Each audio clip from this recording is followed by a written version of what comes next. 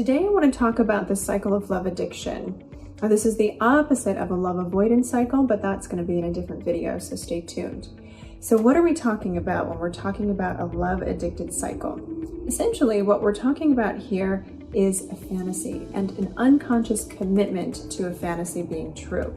So when someone's in a love addicted cycle, they enter into a relationship or the idea of one based on this fantasy that they have about who the partner is, either that they're with or who they would like to be with, and then who they are if they're in fact in a relationship with that person. So this can be a salve for all different kinds of insecurities and fears. So this fantasy is so powerful to the unconscious mind for somebody who is really acutely in this cycle that they're willing to look away, minimize, justify any indicators in reality that actually prove this fantasy untrue. So what happens is over time, yellow flags, orange flags, red flags might pop up, and the person can just quickly explain them away or rationalize why they're there. And then over time, the fantasy breaks down and there's something really big in reality that happens, like perhaps infidelity or some kind of really big disappointment, and they can't overlook the fact that the reality of who this person is or what the relationship is actually a lot different than that fantasy they were holding on to. And that really hurts. So what happens is somebody, when they have that big reality check, they are likely to experience post-acute withdrawal symptoms. What? You thought that only happened with chemical addictions? No, it can happen with behavioral addictions too. And the love addiction cycle is no stranger to feeling lots of post-acute withdrawal symptoms. So what does that mean? People can experience big shifts in their mood. They can go from sadness to anger to despair to shame, fear, panic, rage. All of those emotions can be present in the post-acute withdrawal phase of this cycle.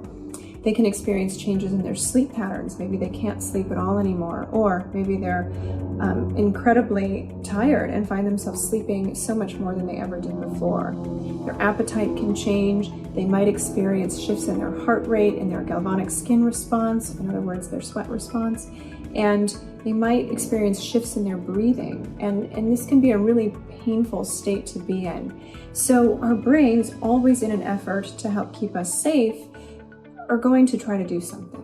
And when someone's in a love addicted cycle, usually what that something is a state of really, really focused hypervigilance that looks like obsession and rumination and lots of bargaining style thoughts. So for example, that can look like going into a lot of thoughts around, well, why did this happen? And why wasn't this person this way? And how come this was actually what was going on? Why didn't I see it? If only I had been XYZ, if only they had been XYZ. And these kinds of ruminations are really the best case scenario in this obsessive cycle about either the partner or the relationship. But when it starts to escalate, it can sometimes look like stalking someone's social media accounts or calling them obsessively, texting them obsessively, reaching out. And in really extreme scenarios, it can look like stalking in real life or any different kinds of intimate partner violence or other kinds of violence if the fantasy to other was not actually someone they were in relationship with.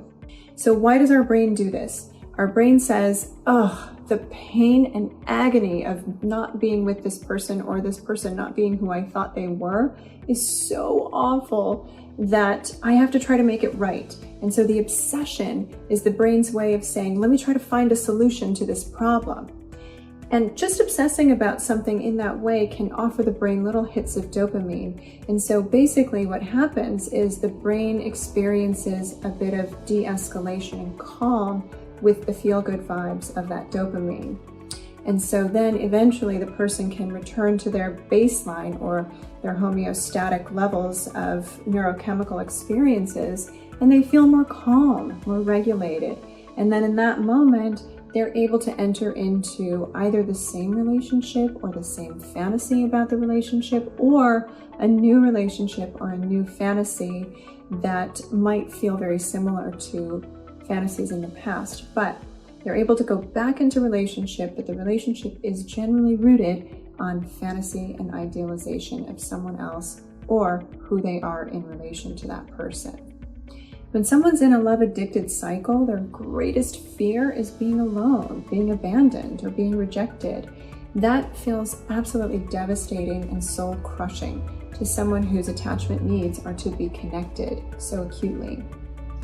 And a secondary fear that underlies the abandonment is really that of intimacy, because the unconscious fear is, if they really know who I am, if they really know the extent of my need for them, they might reject me or abandon me, and I'm going to be left alone.